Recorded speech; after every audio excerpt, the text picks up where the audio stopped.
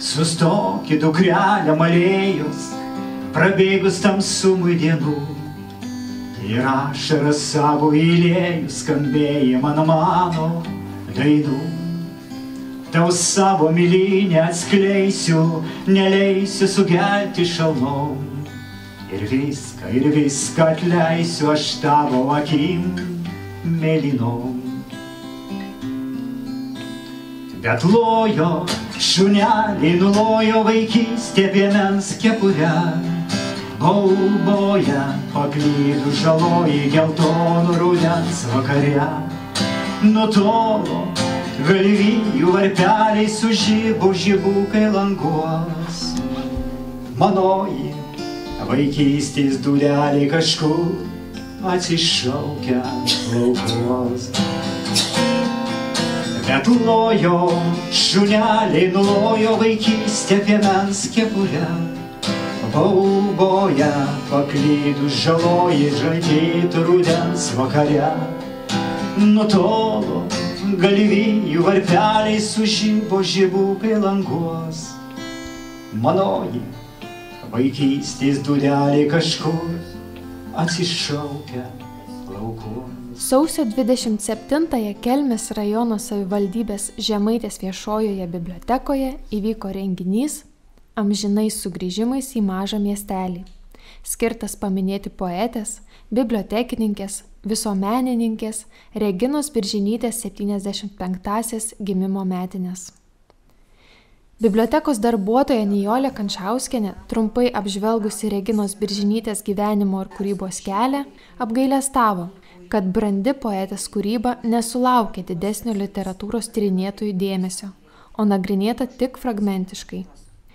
Apie pažintį ir bendravimą su Regina Biržinyte, apie jos pradėtų darbų tęstinumą kalbėjo rajono literatų klubo Vieversys prezidentas Viktoras Gulbinas.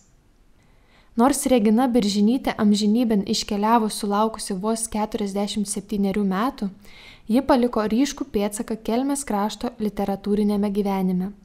Biblioteka, Kelmės krašto literatai saugo poetės atminimą tęsdami poezijos pavasarėlių tradiciją, organizuodami Reginos Biržinytės jubiliejinių sukakčių paminėjimo renginius. Vienas tokių buvo pandemijos metu įvykęs respublikinis eilėraščių konkursas Kukli pievų žolė iš Kelmės, kuriam savo eiles atsiuntė daugiau nei 50 Lietuvoje ir užsienyje gyvenančių literatų.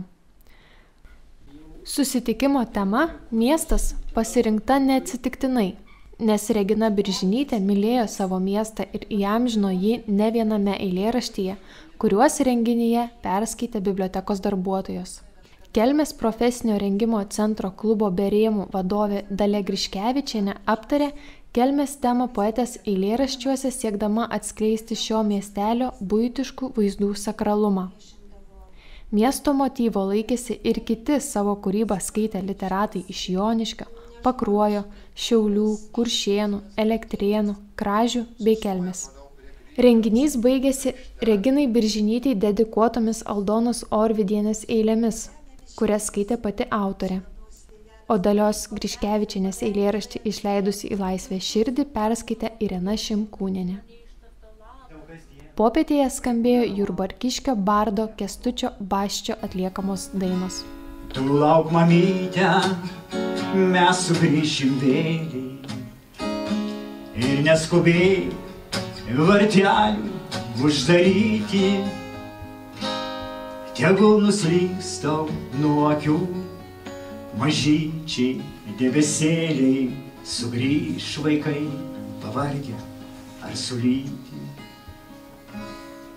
Tavo skareliai, baltas pienių rūkas, po prijuoste rankas slepi, jas gelia. Kasdien vis lauki, ar atskris koks atvirukas, ar nuo vaikų kokia gera žinelė. Tu lauk, mamyte, ar sugrįšim vėliai. Ir neskubėk vartelių uždaryti, tegul nuslystau nuo akių mažyčiai debesėliai, sugrįš vaikai pavargę ar sulyti. Tu lauk, mamyte, mes sugrįšim vėliai. Ir neskubėk vartelių uždaryti, tegul nuslystau nuo akių mažyčiai debesėliai, sugrįš vaikai pavargę ar sulyti.